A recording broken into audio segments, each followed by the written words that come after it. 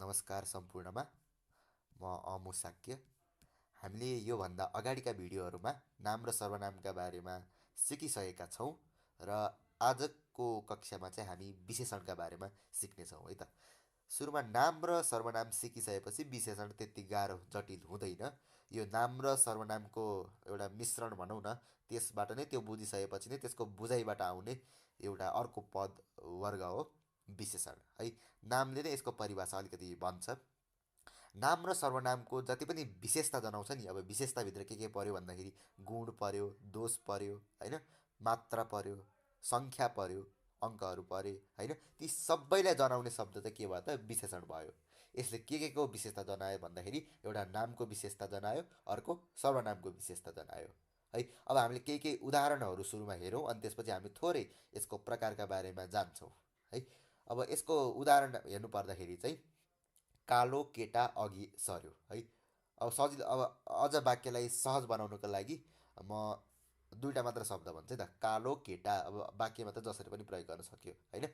कालो केटा अघि आयो, कालो केटा पर गयो, जसरी पनि प्रयोग गर्न सकिन्छ वाक्यमा। अब म सहजताको दृष्टिकोणले चाहिँ शब्द मात्र बोल्छु। कालो केटा भन्यो नि होइन। अब केटा भनेको चाहिँ के रहेछ त, नाम रहेछ नि। हामीले पहिला पनि अभ्यास गरिसकेका थियौँ यसको। केटा भन्ने नाम हो। अब केटालाई केसले जनायो त, कालो भनेर जनायो नि होइन। कालो केटा, कालो केटा भनेपछि कालो भन्ने शब्दले चाहिँ यो केटाको विशेषता बोकिरहेछ है। त्यो दोष गुण देखाइरहेछ नि त होइन केटाको। त्यसैले कालो चाहिँ के भयो त विशेषण भयो। अब त्यसै गरी गोरो केटा भन्यो। गोरो केटामा चाहिँ गोरो भनेको के भयो त, केटाको विशेषता जनायो। त्यो केटाको विशेषता जनायो भनेपछि त्यो के भयो त विशेषण भयो। अनि गहुँ गोरी केटी भन्यो। गहुँ गोरी केटीमा केटी भन्ने नाम भयो, नामको विशेषता कुन शब्दले जनायो त, गहुँ गोरी भन्नेले जनायो। गोरी केटी भन्यो, त्यसै गरी काली केटी भन्यो। यी यावत उदाहरणहरूमा चाहिँ विशेषता, नामको विशेषता कसले जनाइरहेछ त, विशेषणले जनाइरहेछ है। अब गोरी केटी भन्यो, गोरी भन्नेले विशेषता जनायो भनेपछि गोरी भनेको के रहेछ त, विशेषण रहेछ। अब अर्को उदाहरण हेरौँ, नयाँ सडक भन्यो। ल, सडक भनेको नाम हामीलाई थाहा नै छ है। अनि नयाँ भनेको चाहिँ सडकलाई जनाउने शब्द, विशेषता बोध गराउने शब्द नयाँ है। भनेपछि नयाँ चाहिँ के भयो त विशेषण भयो है। त्यसै गरी 1,00,000 रुपियाँ भन्यो। 1,00,000 रुपियाँ, अब कति भन्ने एउटा प्रश्न छ। कति भनेर प्रश्न गर्दाखेरि चाहिँ उत्तर आयो भने त्यो पनि विशेषण हुन्छ। अनि अर्को क्रिया विशेषण पनि हुन्छ, कति भनेर प्रश्न गर्दा उत्तर आयो भने। अब यो सुरुमा विशेषणको बारेमा बुझौँ होइन, क्रिया विशेषणमा म अर्कै तरिकाले भन्ने छु, त्यसको पनि बुझाउने छु। मात्र विशेषणमा के बुझ्नुपर्छ भन्दाखेरि नि होइन, यदि त्यसले नाम र सर्वनामको विशेषता जनाइरहेको छ या छैन भनेर बुझ्नुपर्छ है त। अब मैले अघि भने परिभाषामा सङ्ख्यालाई पनि जनाउँछ भन्यो होइन। सङ्ख्यालाई पनि जनाउँछ। अब कसरी सङ्ख्यालाई जनाउँछ भन्दाखेरि मैले आज दोब्बर कमाएँ। कति कमाएँ, दोब्बर कमाएँ है। पहिला एउटा उसको पहिला एउटा कमाइरहेको मान्छेले त्योभन्दा दोब्बर कमायो भनेपछि कति कमायो, दोब्बर कमायो। यो के भयो त विशेषण भयो है। यसरी सङ्ख्याबोधकलाई पनि सङ्ख्याबोधक विशेषण भन्छ। अब प्रकारको बारेमा हामी जान्नेछौँ है त। अब विशेषणको चाहिँ मुख्य चाहिँ 5वटा प्रकार हामीले पढ्नुपर्छ है त। ती प्रकार के हुन् त, सुरुमा म नाम भन्छु। एउटा भनेको स्थानवाचक विशेषण भन्ने हुन्छ, स्थान, स्थानमा आधारित भएर। अर्को भनेको परिमाणबोधक, परिणाम होइन है, परिमाण। परिमाण भनेको मात्रासँग सम्बन्धित, परिणाम भनेको चाहिँ नतिजा भयो होइन। धेरै विद्यार्थीहरू यसमा पनि झुक्ने गर्दछन्। परिणाम भनेको चाहिँ नतिजा भयो, परिमाण भनेको चाहिँ मात्रासँग सम्बन्धित, क्वान्टिटीसँग रिलेटेड चाहिँ परिमाणबोधक विशेषण भयो। अनि अर्को भनेको चाहिँ गणनावाचक भयो। यो अघि भनिहालेँ मैले, सङ्ख्यासँग सम्बन्धित होइन।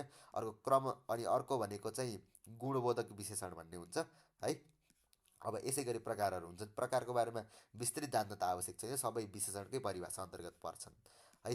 अब यसै गरी हामीले केही प्रकारहरूको बारेमा पनि जानौँ नि त होइन। ठिक छ, आवश्यक चाहिँ छैन, तर विशेषणको जुन बुझाइ हुन्छ हाम्रो, त्यसलाई अझ गहन रूपमा बुझ्नका लागि प्रकारहरूको बारेमा पनि अलिकति जानेर राम्रो। जस्तै मैले मात्रासँग सम्बन्धित पनि प्रश्न गऱ्यो भने विशेषणको उत्तर आउँछ, विशेषण हो भनेर हामीले थाहा पाउन सक्छौँ भने नि होइन।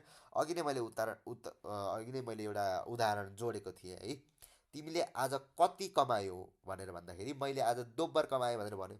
तपाईँले एउटा साथीलाई सोध्नुभयो तिमीले आज कति कमायौ, अनि त्यसले भन्यो मैले आज दोब्बर कमाएँ भनेपछि तपाईँले प्रश्न के सोध्नुभयो त, कति भनेर सोध्नुभयो। अनि त्यसको उत्तरमा के आयो त, दोब्बर आयो। अब दोब्बर मात्र आउँदैन, जे पनि आउन सक्छ, चौपल आउन सक्छ होइन, अनि पाँचौँ त्यस्तो आउन सक्छ होइन, जति पनि आउन सक्छ यस्तो उदाहरण। ती सबै के भयो त विशेषण भयो। अझ गहन रूपमा जाने हो भने तिनीहरू भनेको सङ्ख्याबोधक विशेषण भयो, सङ्ख्यालाई जनाउने है त।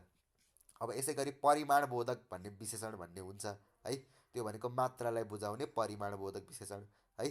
यिनीहरू चाहिँ विशेषणका प्रकारहरू हुन्छन्। अनि गुणबोधक विशेषण राम्रो नराम्रो है, यी सबै गुणबोधक विशेषण भए है। तिमी कस्ती छौ, तिमी राम्री छौ, कस्तीको प्रश्नमा राम्री भन्ने उत्तर आयो नि होइन, त्यसैले यो के भयो त गुणबोधक विशेषण भयो।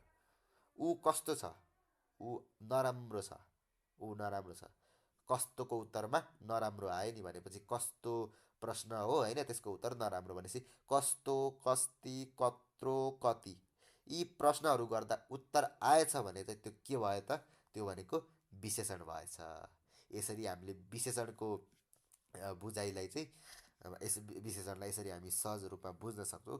र यहाँनिर एउटा स्लाइड छ, त्यसबाट पनि अध्ययन गरेर विशेषणलाई थप बुझ्न सकिन्छ। र यता केही एक्सर्साइजहरू पनि छन्, यी एक्सर्साइजहरू अभ्यास गर्नुहोला तपाईँहरू। यसले चाहिँ तपाईँको विशेषणको बुझाइलाई चाहिँ थप सुदृढ गर्दछ। हस्, आजलाई यति नै।